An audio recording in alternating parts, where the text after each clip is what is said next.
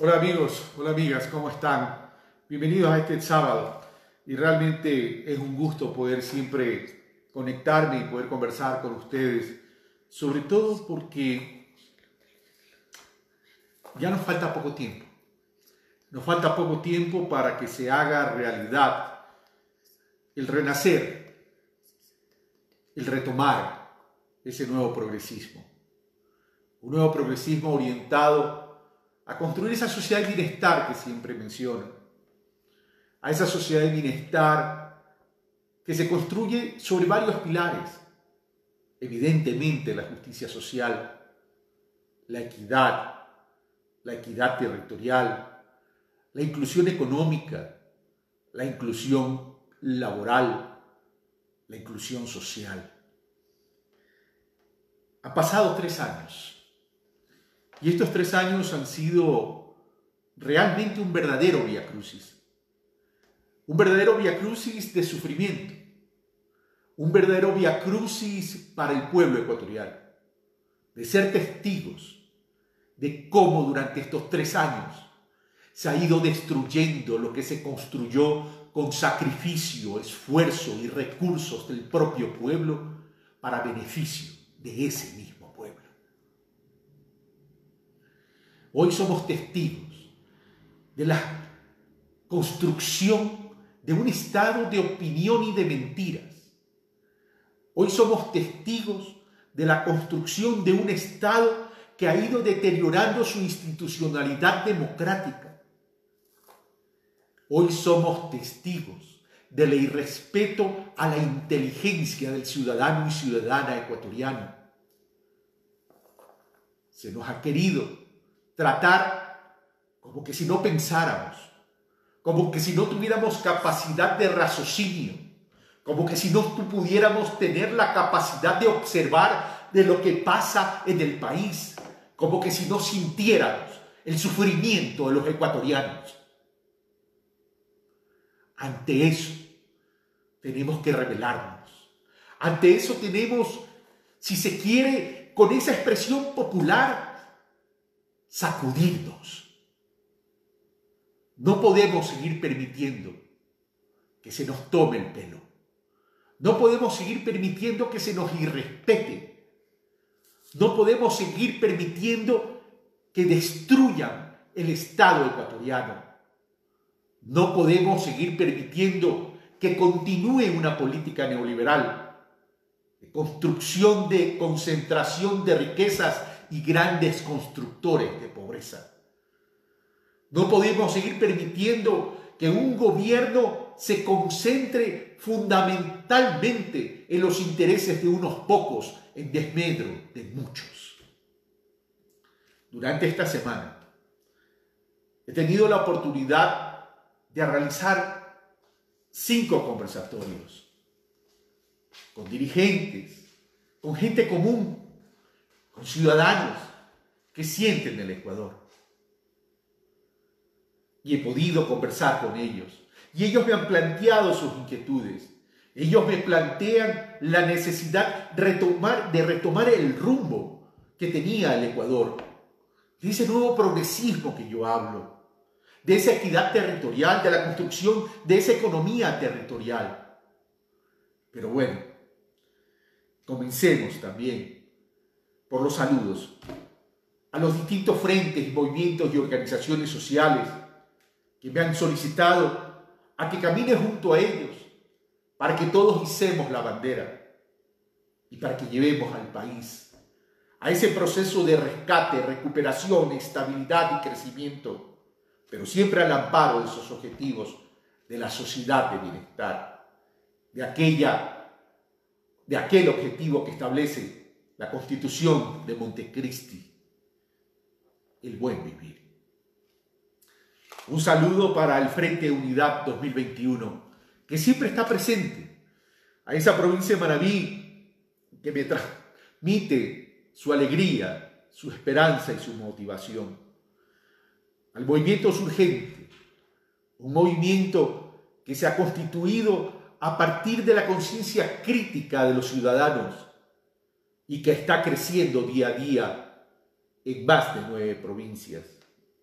a recuperar la patria, un movimiento que siente y es sensible con las necesidades del pueblo, un movimiento que siente el sentido de lo popular, a la red de organizaciones sociales Repsol, al movimiento ahora, a Juntos Somos Más, el movimiento Juntos Somos Más, un grupo de jóvenes motivados y que están inyectando esa alegría a esta esperanza, al colectivo Revolución Sin Frontera, a Jóvenes por Pichincha, al movimiento Quinta Región, a la Revolución de las Ciudadelas del Norte de Guayaquil, al Frente Nacional Patria Altiva, a los líderes y organizaciones sociales de la provincia de Santa Elena con quien tuve el gusto de reunirme esta semana, aquellos pobladores de La Libertad, de Buenos Aires, de la parroquia Chanduy, de la comuna Manantial de Chanduy, el puerto de Chanduy, la comuna El Real, comuna Sucre, comuna Sinchal, parroquia El Colonche, comuna Montañita, San Marcos, comuna Valdivia, comuna Zacachum, la parroquia Julio Moreno, la parroquia Atahualpa, la comuna Prosperidad, José Luis Tamayo de Salinas, también a la Escuela Formación Política Forjando Revolucionarios, aquellos que participaron del conversatorio, tanto de Loja y Zamora, del conversatorio con la gente querida de Manabí, la reunión de líderes de población y nacionalidades indígenas. Y gracias por esa invitación, para visitarlos en Chimborazo, para visitarlos en Cotopaxi, para ir a Zumbagua. Gracias por ese interés que ustedes tienen en este proyecto del nuevo progresismo, en este proyecto que necesitamos contagiar a la gente. El lunes primero nos reunimos con grupos progresistas, representantes de la provincia de Loja y Zamora. Gracias, Iván Valenzuela. Gracias, Ángel Ulloa, Alejandro Boada, César Freire y Zamora, Croswell Roa, Darío Ramos, Gabriel Andino, Anuario Rivera, Jimmy Benítez, Yomaira Gavilanes, José Loaiza, Juan Carlos Briceño, Luis Cartuche, Marlon Reynoso, Mercy Jaramillo, Roberto Domínguez, Rómulo Chávez, Sandro Ochoa, Sergio Burneo, Edgar Zapa, Jofre Cobos, Elisa Domínguez, María Elena Íñiguez Gallardo. Gracias a la Escuela de Formación Política por esa invitación, donde estuvimos reunidos con más de 100 personas y realmente disfruté esa charla, esa conversación, sus inquietudes, sus preguntas, pero sobre todo su compromiso. Gracias al Frente de la Unidad de Manabí 2021. Gracias, bienvenido Mera, Marianita Cedeño. A Omar Quimín, Leonardo Martillo, Cinerman Miranda, Julio Pin, Felipe Solís Gutiérrez, Javier Santana, Davis Parrales, Mari Montalbán, Fabricio Intriago, Iván Rodríguez, Rafael Murillo, Walter Paz, Adrián Pazmiño, Darwin Pico, Kevin Andrade, David Alvarado Pico, Fabián Navarrete, Richard Santana, Sara Santillán, Gilson Mosquera, Iván Palacio, Jeremías Vélez, Javier Chinga, Galo Plaza, Marianita ya la saludé, Eduardo Macía, Víctor Palma Salto, Asmaldo Zambrano, Richard Hernández, Clever Giler, Leighton Cedeño, Dani Baque, Paul Farfán, Wagner Medranda de la Cruz, Kelvin Cedeño, Gabriel Lanchundia, Patricio Zambrano, Luis Hungría, Verónica Velázquez, Valeria Moreira, Yanko Vázquez, Liston Suárez, Henry Cantos, José Israel Chiquito Franco, Eric Cedeño, Josh Alexander Zambrano, Marta Romero, Jorge Luis Navarro, Moisés Salazar, Richard Hollín, César Navarrete, Cristóbal Anchundia, Jorge Andrade, Greforio Varela, Miriam Acosta, Leonardo Taledo, Rocío Zambrano, Pablo Vélez, Roger Castro, Luis Clavijo, Óscar Ceballos, Jenny Mero, Tomás Almeida, Giovanni Concacha, Juan Carlos López, Jenner Córdoba, Yalmar Vera, Edison Almeida, Víctor Miraba, Fresia Buenaventura, Darwin Pico, que ya la saludé, Jairo Andrade, Álvaro Rivas, Whisky B, Cristian Romero, Silvio Muñoz. Gracias por esos conversatorios, gracias por siempre estar ahí y gracias por animarme. Créanme que no es fácil, pero hemos emprendido el camino. Hemos emprendido el camino. Faltan 2 meses y un poquito más para que se definan las candidaturas. Pero en esos 2 meses tenemos que amplificar, duplicar, triplicar, cuadruplicar, quintuplicar el trabajo que estamos haciendo. Porque en esos 2 meses realmente, y a partir de ahí, es donde recién va a haber el punto de partida para poder iniciar un camino realmente, para llevar esa bandera y poder rescatar el país. Y poder rescatar el país. Yo les decía hace un momento que hemos sido testigos del gran deterioro de la institucionalidad democrática del país. ¿Acaso no hemos visto cómo se nos ha deteriorado las distintas instituciones del Estado, la función judicial, la misma Contraloría, la Procuraduría, el Consejo Nacional Electoral? Y a propósito, vamos a tener que jugar con cancha inclinada, pero no importa. Sabemos jugar con cancha inclinada, porque lo que cuenta es la valentía, el compromiso, la responsabilidad para poder salir adelante. En esta semana, hemos visto un show mediático y un show político y un show judicial. Hemos sido testigos de cómo la corrupción se la está tratando de forma irresponsable. Porque claro, ahora se nos dice que están combatiendo a la corrupción. Luego de 3 años, donde hemos visto que la justicia ha sido selectiva y que la lucha a la corrupción tan solo la habíamos visto y la hemos visto en los titulares de los medios de comunicación. A inicios del gobierno del 2017, a inicio del gobierno de este gobierno, tuve y se me acercó la invitación a formar parte del Frente de Transparencia y Lucha contra la Corrupción. Y quienes me propusieron formar parte de ese frente en los inicios del gobierno fue el presidente de la República, Lenín Moreno, pero también fue el vicepresidente de la República, Jorge Glass. El uno a través de una invitación a través de redes sociales y Jorge Glass a través de una llamada telefónica. Y acepté, no quería aceptar, pero acepté a formar parte del Frente de Transparencia y Lucha contra la Corrupción por una sencilla razón. Porque creía que estamos viviendo un momento político donde tendríamos que establecer una verdadera estrategia y establecimiento de políticas en la lucha contra la corrupción. Y así lo hablé con Lenín Moreno, y así lo hablé con Jorge Glass. Y comenzamos a trabajar en ese Frente de Transparencia. Y en diciembre del 2017, porque ese frente solamente vivió 6 meses y tenía un solo objetivo. Y el objetivo es establecer políticas y estrategias en la lucha contra la corrupción. Políticas y estrategias en la lucha contra la corrupción.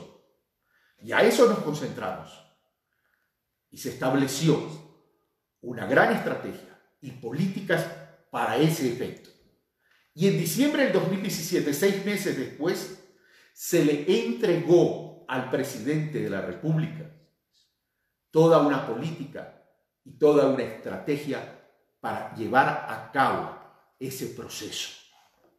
Y entendíamos que el principal y el fundamental eje para luchar contra la corrupción era el establecimiento de procesos de transparencia.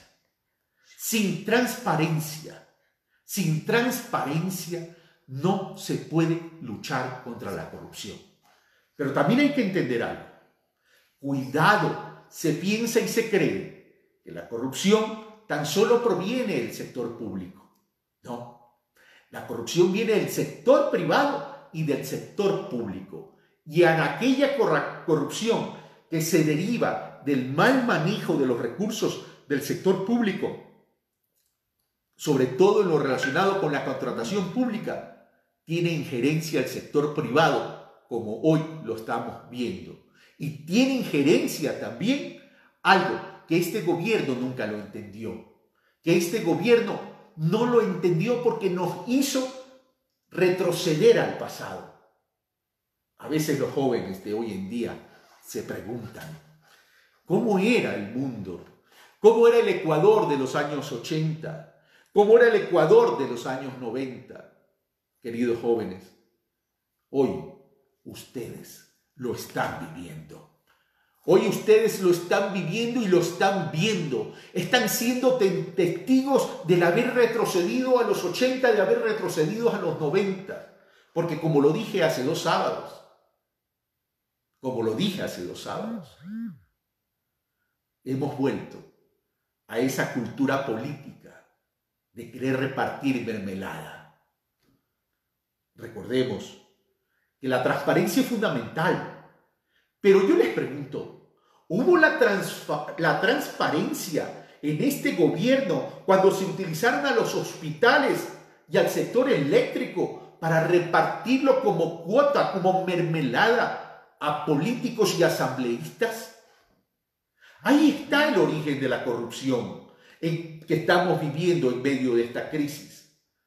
Haber repartido los hospitales a la clase política y a asambleístas. ¿Para qué? ¿Iban a construir altares? ¿Acaso son profesionales de la salud pública? Ahí está entonces el origen.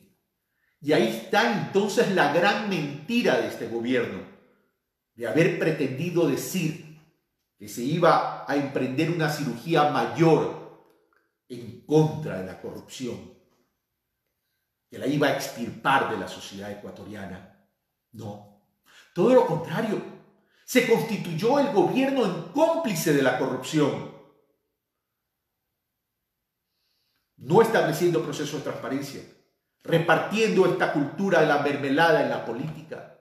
Yo les recuerdo que de acuerdo a la Constitución de la República del Ecuador, los asambleístas tienen prohibición de gestionar puestos públicos. Pero si ellos tienen la prohibición y el gobierno facilitó el incumplimiento de esa prohibición, ambos son culpables. Yo no sé si ustedes recuerdan una declaración en un medio de comunicación del ex consejero de la Presidencia de la República, Santiago Cuesta. ¿Qué decía Santiago Cuesta en ese momento? Que él recibía solicitudes de asambleístas para el reparto de cargos públicos y de empresas públicas. Eso está. Es una pieza audiovisual. Eso da testimonio de lo que ha hecho este gobierno. Señor presidente, señor vicepresidente, señora ministra de gobierno, señor jefe de gabinete, es su obligación ética y moral entonces desenmascarar a todos aquellos asambleístas de los cuales están formando parte y que están consumiendo, gracias a ustedes, esa mermelada a partir de los hospitales del Ecuador. Porque esto no es cuestión tan solo ahora de decir, se ha descubierto irregularidades y supuestas estructuras criminales organizadas en el hospital de Pedernales. ¿Y qué pasa con el resto de los hospitales? ¿Y qué pasa con el resto de los asambleístas? ¿O tan solo fue un estate quieto para decirles, cuidado, les pasa a ustedes lo que le pasó al asambleísta Mendoza? Que justo días previos a la votación de las dos leyes inhumanas, mal llamada humanitaria y mal concebida como ordenamiento de finanzas públicas, se capturó al asesor del asambleísta Mendoza. Pero de ahí en adelante, les recuerdo que ese propio asambleísta Mendoza votó y participó en la discusión de esas dos leyes, porque les recuerdo, él presidía la Comisión de Régimen Económico y Tributario, presidía la Comisión de Régimen Económico y Tributario como parte de esa mermelada, y para que puedan manejar en esa comisión a diestra y siniestra esas leyes para tratar de conseguir mayoría. Hoy ya sabemos a qué costo. Hoy ya sabemos a qué costo y sacrificio del pueblo ecuatoriano. Pero ¿qué pasa con el resto de los asambleístas? ¿Qué pasa con esos asambleístas con los cuales se consiguió y se obtuvo una nueva mayoría, fracturando el bloque de la Revolución Ciudadana, fracturando ese bloque que representaba el progresismo? ¿Dónde están? El propio Jorge Glass lo denunció en su momento en términos de las cuotas de poder que se le entregó a la familia Bucaram y a otros sectores de la política ecuatoriana. Y ya sabemos las consecuencias que trajo esto. Pero no, se nos quiso mentir, se nos quiso engañar. Y toda esa política y estrategia que le entregamos,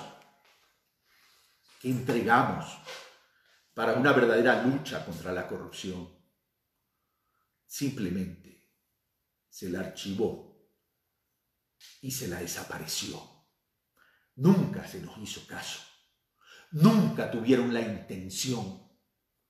Y yo les quiero recordar a ustedes que días previos a mi salida del canal de televisión Ecuador TV, denuncié públicamente y pedí públicamente y también formalmente y por escrito a la SELEC y al sector eléctrico que se me indique sobre cómo estaban llevando procesos de comercialización de combustible. Y claro, a partir de esa alerta que prendí públicamente a través de la señal de Ecuador TV y a través de presentación de escritos formales, se me vino todo el ataque del gobierno, especialmente quien fungía en ese momento de gerente general de los medios públicos y que hoy es ministro de Telecomunicaciones. Pero no, se equivocan, porque lo que hay aquí y lo que sobra aquí es dignidad y valentía. Dignidad y valentía, que ustedes en este gobierno no la conocen. Transparencia. Tratando de establecer a través de todas las plataformas digitales procesos de contratación pública en las distintas instancias de gobierno. Alcaldía, prefectura, gobierno central, donde se establezca claramente el objeto del contrato, los montos del contrato, el financiamiento del contrato, el plazo de ejecución del contrato, los distintos rubros del contrato asociados a los precios unitarios de cada uno de los contratos, para que adicionalmente se los pueda comparar y analizar con el mercado local y los mercados internacionales para poder detectar la desviación que pudiera tener el manejo y la manipulación de estos contratos. Pero no, parecería que estos procesos se guardan como el tesoro oculto y bien guardado de Atahualpa. Pero ahí no queda el tema. Se habló de una gran reforma a todo el sistema nacional de contratación pública. Y yo sé que esto ya los he compartido en mis anteriores intervenciones, Yo sé que esto ya lo he indicado en las entrevistas que los medios de comunicación me han hecho, pero es importante repetirlo para que tengamos conciencia y recordemos qué es lo que no se hizo y qué es lo que se debió hacer y qué es lo que yo sí voy a hacer. Reformar el Sistema Nacional de Contratación Pública a partir de una reforma a la Ley de Contratación Pública, eliminando la contratación directa, eliminando el giro especial del negocio, restituyendo el informe previo de la Contraloría, pero con una Contraloría eficiente y eficaz, no como la actual, y estableciendo que los procesos de emergencia, porque no podemos evitar determinadas emergencias, como la que estamos viviendo el día de hoy, establecer procedimientos de contratación transparentes, públicas, y eliminando la contratación directa dentro de ese proceso de emergencia también. Que se invite a distintos proveedores. La eficiencia y la agilidad no es sinónimo de ineficiencia. Y lo podemos hacer. Creando un gran catastro también nacional de contratistas públicos, directos e indirectos. Directos aquellos que suscriben de forma directa contratos con el Estado.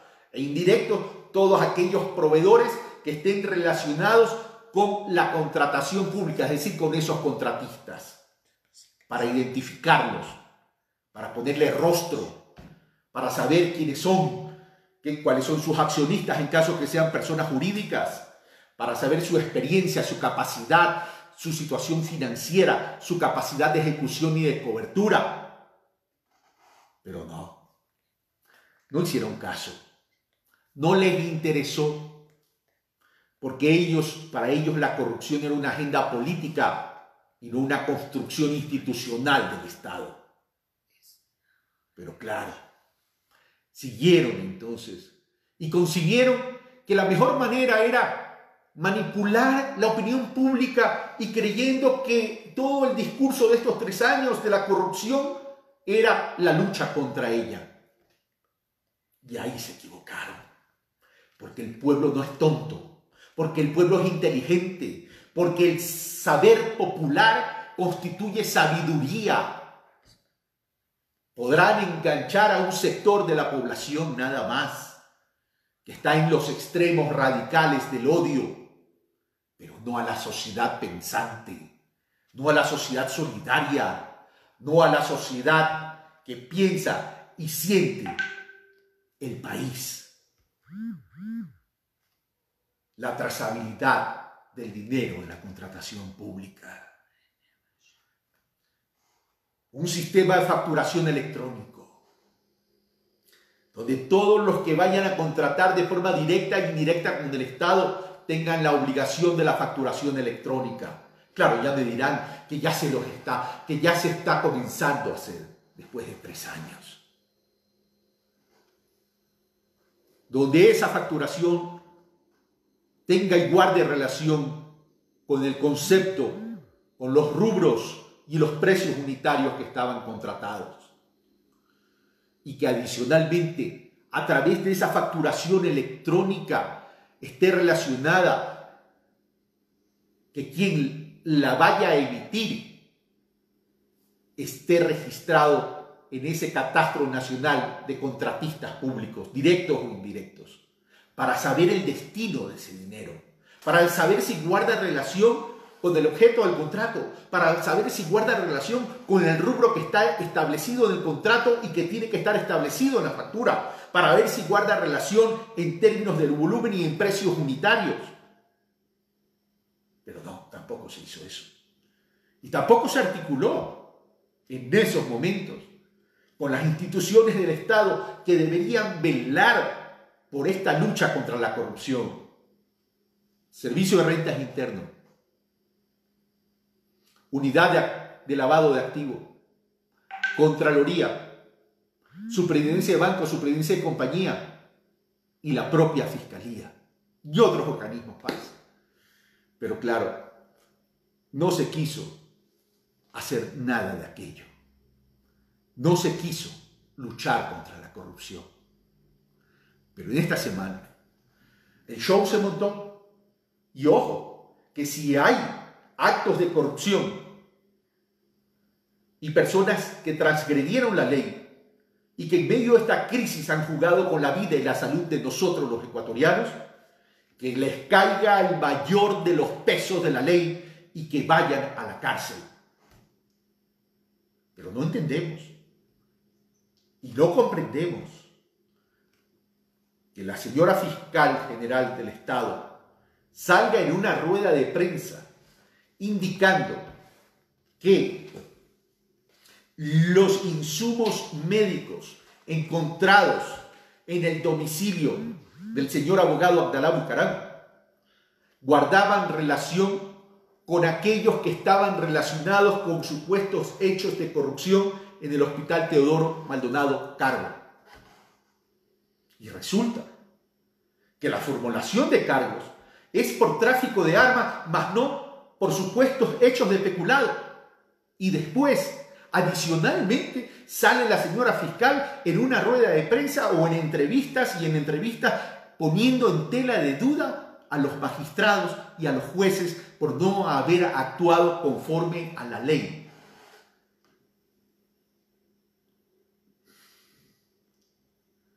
Yo quiero preguntarle, ¿quién es el responsable de la formulación de cargo de acuerdo al COVID y de acuerdo a la propia Constitución de la República?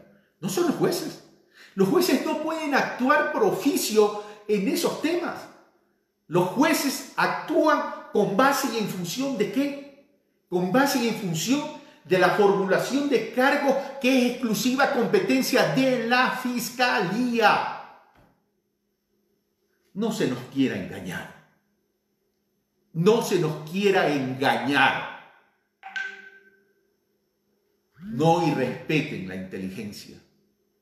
Y no utilicen estos eventos que están pasando como plataforma política suya, señora fiscal, o de cualquier otro funcionario. Estas cosas indignan y estas cosas molestan. En fin, vamos a tener que monitorear y vamos a tener que vigilar como ciudadanía toda la evolución de estos procesos. Pero el tema no queda ahí. El tema trasciende entonces a la aplicación y a la administración de justicia también. Y yo quiero hoy día invitarlos a reflexionar. La justicia en el Ecuador funciona igual para todos. La justicia en el Ecuador se ha construido con base en la equidad en términos de repartir justicia para todos y respetando los derechos de los ciudadanos a partir incluso del derecho universal de la presunción de inocencia. ¿Cómo se ha administrado esto de la prisión preventiva, por ejemplo?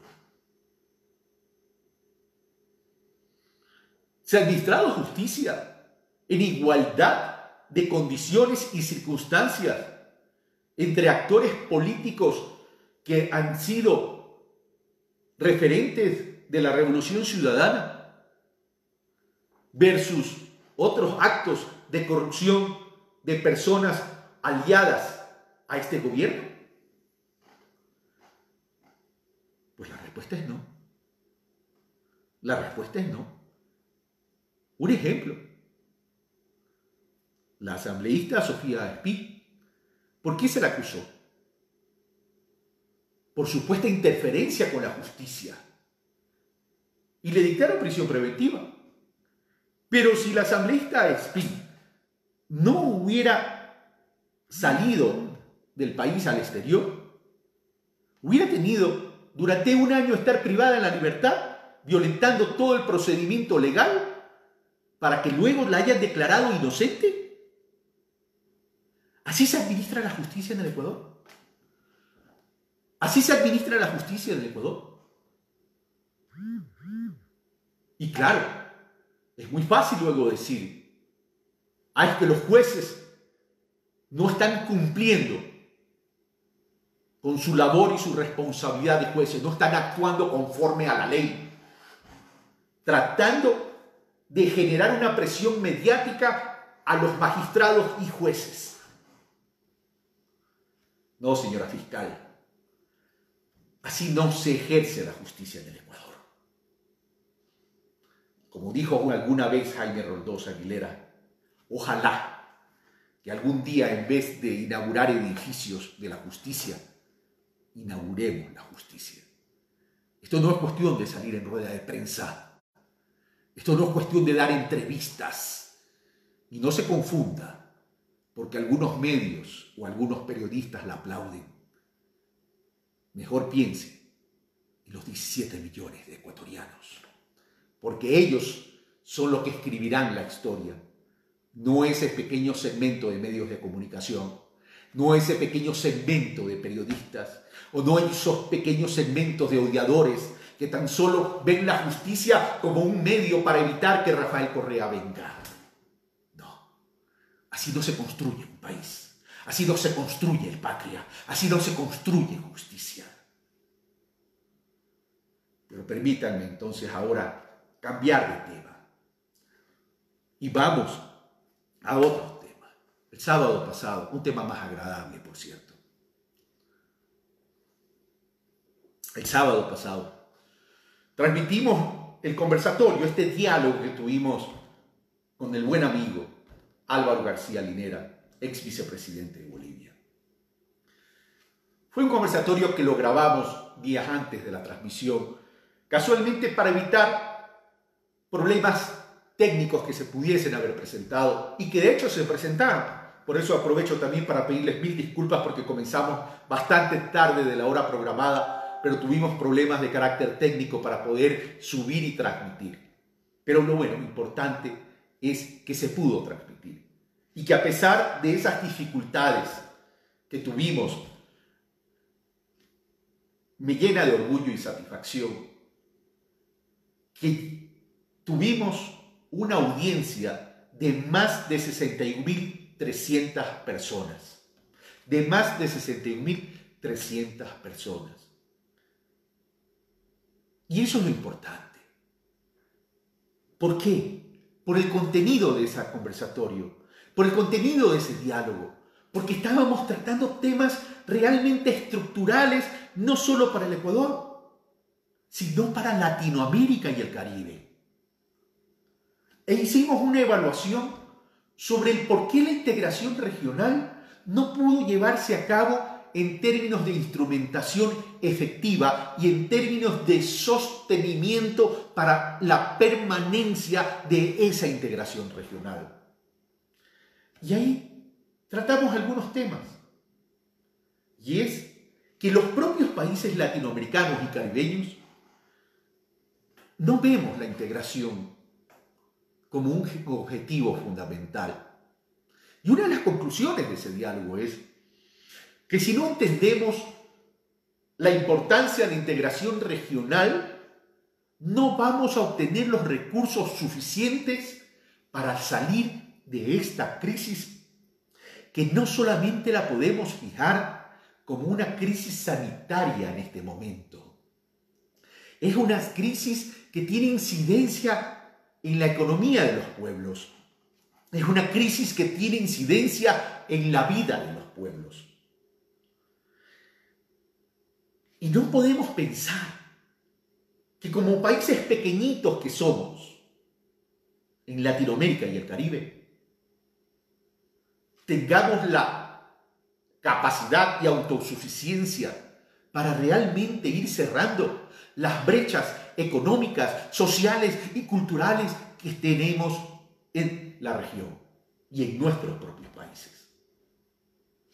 Es hora de comenzar a ver a la región como una oportunidad y como una herramienta a través de la integración regional para resolver los problemas estructurales del país.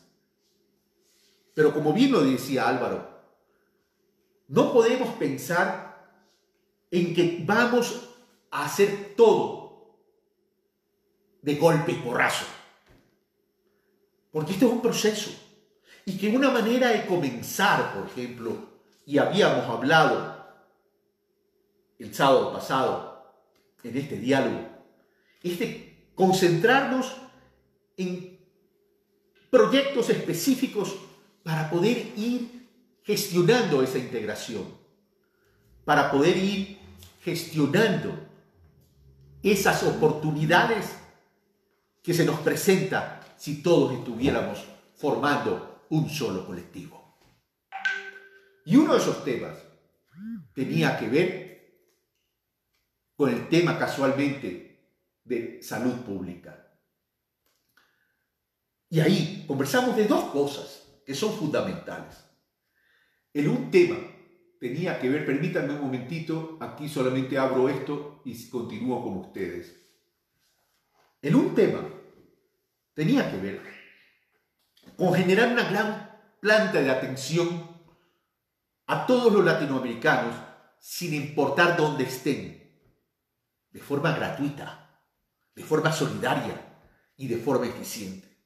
Entonces tenemos que recuperar aquel concepto de la ciudadanía suramericana, pero ahora más que nunca tenemos que trascender a esa ciudadanía latinoamericana y caribeña, del mismo ADN.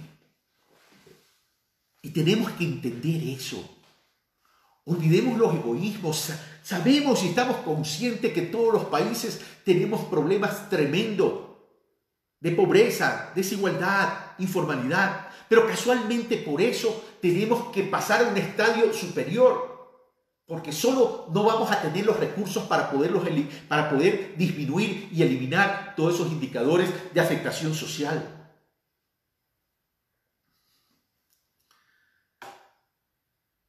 Otro tema que tratamos es la necesidad de que como región construir una gran industria farmacéutica.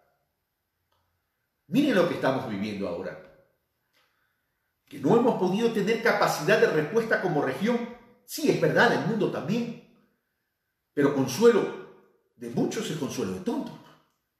Tenemos que comenzar a enfocarnos. Una gran industria farmacéutica regional y una gran investigación que va atada a la industria farmacéutica, interrelacionada, para evitar los abusos de las farmacéuticas transnacionales, pero casualmente por eso necesitamos construir esas oportunidades. La fabricación de medicamentos, la fabricación de vacunas, equipos médicos incluso.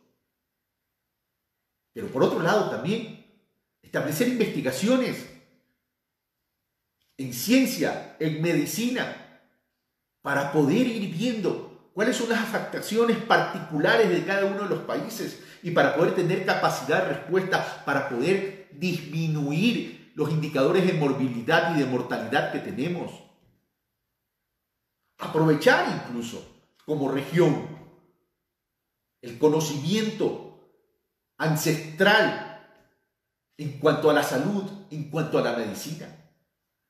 Allá tenemos que apuntar. Ya dejémonos de pelearnos en la región. Ese es un gran reto que tenemos. Y como los dije hace 2 sábados, alguien podrá decir, eso es una quimera. No, quimera es lo irrealizable. Utopía es anticiparse al futuro. Y esa es la visión que tenemos que tener. Otro de los temas que hablamos con Álvaro es sobre el tema de los paraísos fiscales. No hemos podido, como región, evitar que los dineros generados y la riqueza generada en nuestros países, que a pretexto de que no existe seguridad jurídica, se la llevan a los paraísos fiscales. Pero para producir 30.000 millones en el Ecuador de riqueza y habérselos llevado a los paraísos fiscales, ahí sí no hablaron de inseguridad jurídica, ¿no?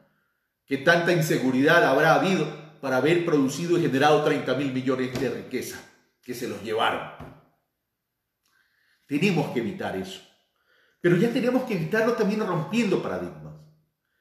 Y ahí conversamos y generamos ideas y nuevos planteamientos a propósito de la constitución del Banco del Sur, que puede catalizar todo el ahorro de la región, para que a través del Banco del Sur puedan llegar esos dineros latinoamericanos que están en paraísos fiscales, dándoles ciertas condiciones y ciertas seguridades para que los tengan acá con ciertas garantías y poderlos inyectar en la economía real, de la producción, de los servicios, de la investigación, todo orientado a erradicar la inequidad, la pobreza, a la generación de trabajo, al crecimiento latinoamericano y caribeño, para aprovechar nuestras tierras productivas, nuestros recursos hídricos, nuestros potenciales. Es decir, esto es cuestión de voluntad y decisión política. Vamos a trabajar para que el Ecuador vuelva a retomar ese liderazgo de la integración y conversar con el uno, con el otro, sin importar las ideologías.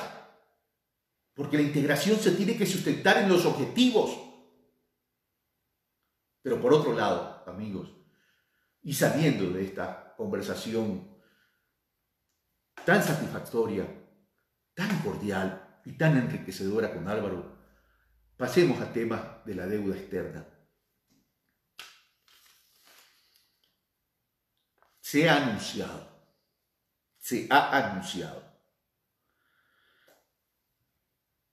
que el gobierno nacional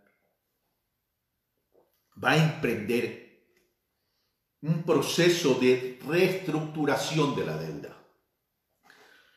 Incluso mencionaron hace pocos días que habían nominado a 3 economistas. Pues uno de ellos ya se bajó de la camioneta. Dijo que nunca había aceptado. No entiendo la verdad la política comunicacional de este gobierno. Creen que es cuestión de hablar, de decir y de exposición. No entienden la comunicación. La comunicación se basa con base en la verdad, señores, no con base en la mentira. Por eso es que usted tiene la credibilidad por los suelos. Pero a mí sí me preocupa que ya están hablando de proceso de reestructuración faltándole poco tiempo para irse. Ustedes, señores, aunque sea el último, sean responsables. Den a conocer, pues entonces, en qué consiste los parámetros de negociación, cuáles son los objetivos, cuáles son los detalles de largo plazo, con periodos de gracia que estamos pidiendo y a lo mejor, como dicen en la Argentina, incluso una quita para los intereses o el capital.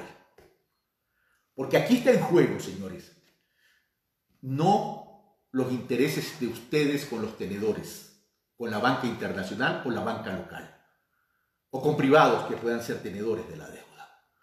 Aquí está en juego la viabilidad, la factibilidad y la sostenibilidad de un país entero.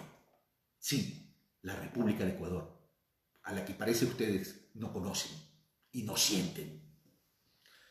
Está en juego eso. Transparencia de nuevo. Dennos a conocer a la sociedad entera, y ojo que no digo a actores políticos tan solo, a la sociedad entera, en qué consiste ese proceso de reestructuración que ustedes dicen van a llevar a cabo, cuáles son los parámetros, cuáles son las condiciones de negociación y qué vamos a proponer para poder evaluar, para poder opinar y para poder prender las alertas que ya sabemos de una vez que ya están prendidas porque ustedes han demostrado otro tipo de intereses. De una vez, les responsabilizo a ustedes que nos quieran poner al nuevo gobierno una camisa de fuerza. Y quiero decirle algo de una vez al Fondo Monetario Internacional. Aquí no se trata de antipatías o simpatías. Aquí se trata de soberanía y dignidad. Yo no quiero que mi país caiga en default, porque yo creo que todas las obligaciones, y estoy consciente y convencido, hay que honrarlas, perfecto. Pero si ustedes no nos ayudan y no crean las condiciones necesarias para una reestructuración adecuada, ustedes mismos están construyendo el camino del fracaso. Es hora que cambien el chip. Es hora que hagan palpitar el corazón del ser humano.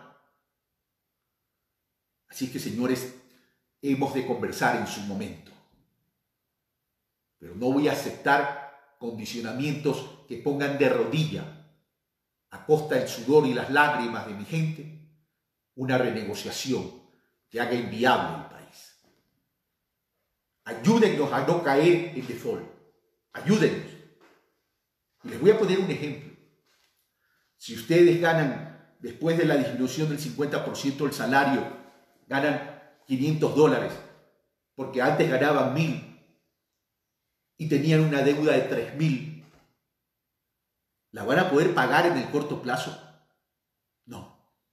El mismo espíritu de reestructuración para un ciudadano común de carne y hueso tiene que ser para el país.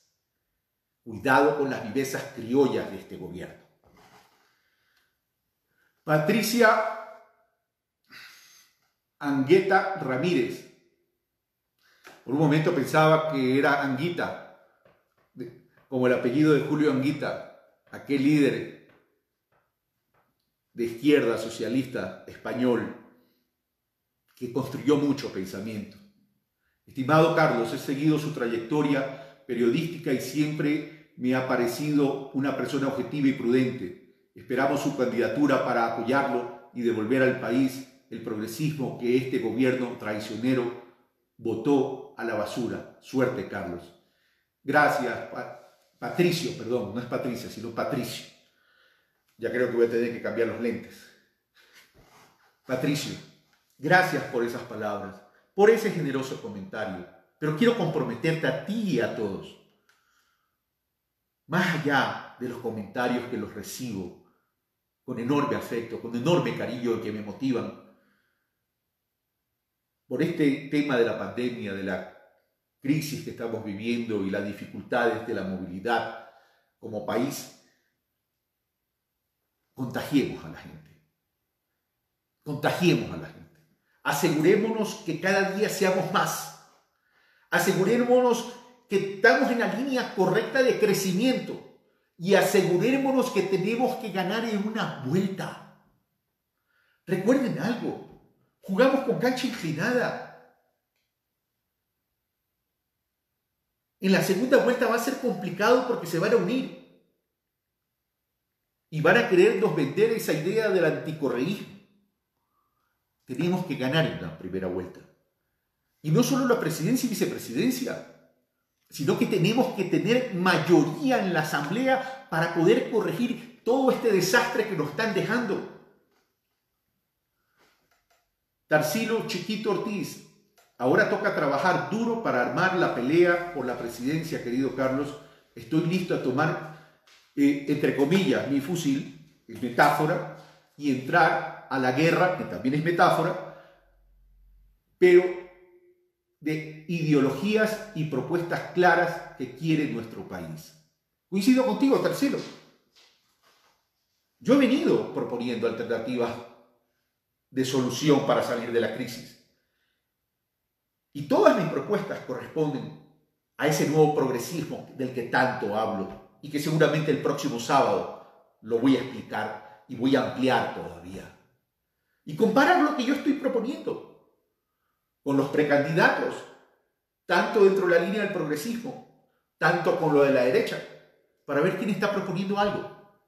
Porque yo no me he centrado tan solo en la propuesta en términos del manejo de esta crisis en este momento, que las he dicho como plan de contención, y he hablado de un verdadero plan de reactivación y reestructuración del país. Pero gracias por ese apoyo, Tarsilo.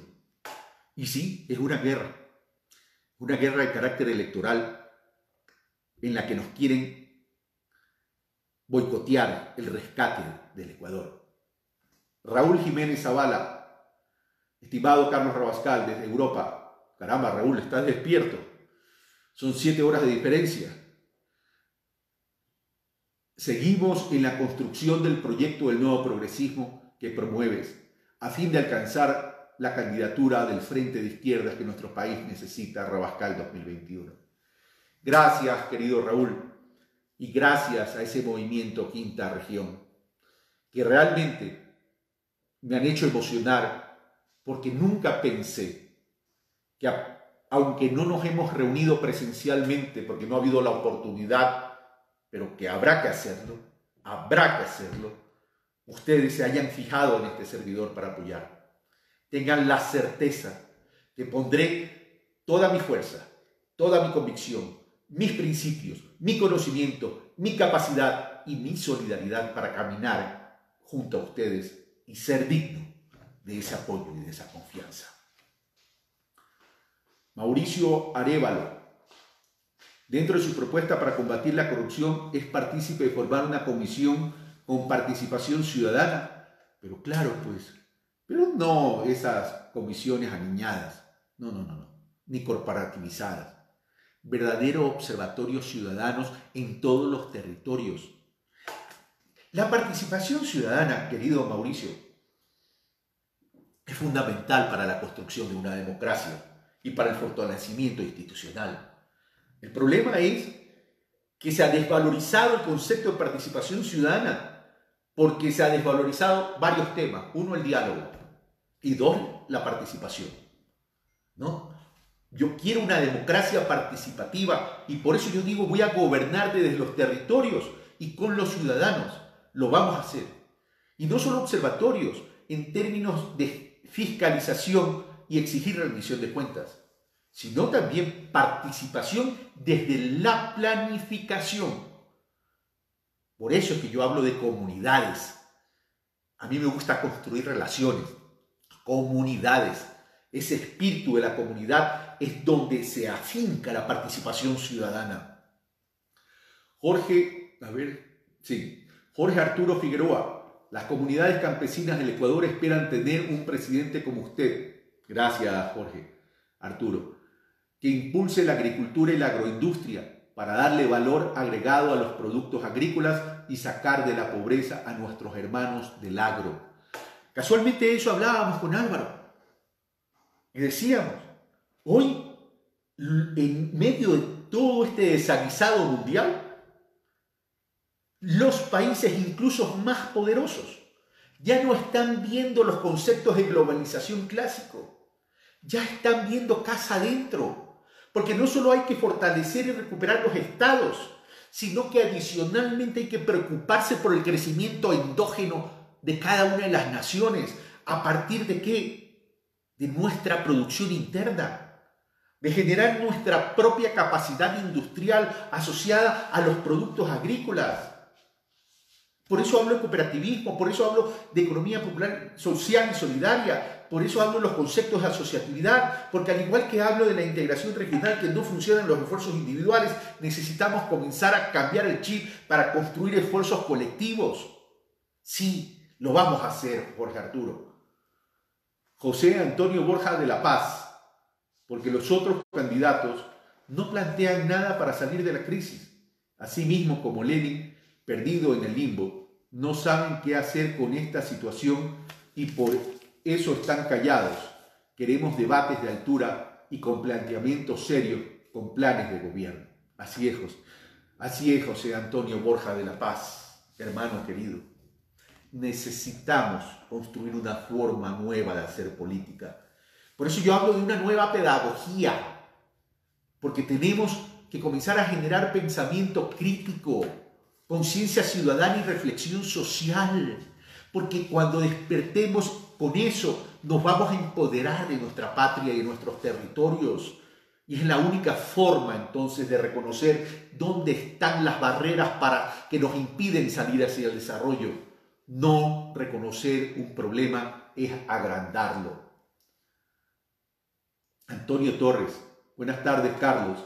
Ya debemos crear un plan de convivencia social para que cada uno de los ecuatorianos podamos levantar la voz cuando algún servidor público no es transparente en su función, puede ser llevado a la justicia o a la sanción administrativa, ojo, o a la sanción administrativa. No todo pasa por la justicia en términos de administración de esta, también pasa por administración administrativa, y si un funcionario no está cumpliendo con lo que es el espíritu de servidor público, que es servir eficiente, oportunamente y con calidez, entonces no vamos a tener un verdadero Estado.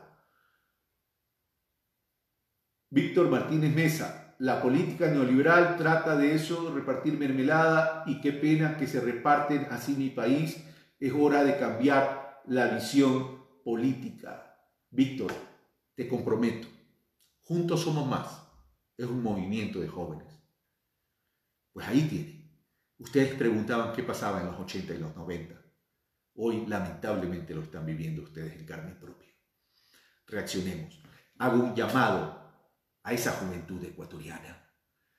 Hago un llamado a esa juventud para que nos den lecciones de cómo construir un Estado solidario a partir de los jóvenes y a partir de la juventud. Por el momento hemos terminado. Queridos amigos, recuerden lo que siempre les digo. No vamos a ser libres ni independientes mientras nos secuestren las políticas públicas que estén llevados a afectar a los más vulnerables y a la clase media, a las micros y a las pequeñas y medianas empresas. Esa verdadera libertad e independencia depende tan solo de nosotros. Si ustedes quieren conquistarla, todos los días nos vamos a esforzar. La libertad es como la vida, tan solo la merecen aquellos que saben conquistarla todos los días. Hasta la victoria siempre y que Dios los bendiga.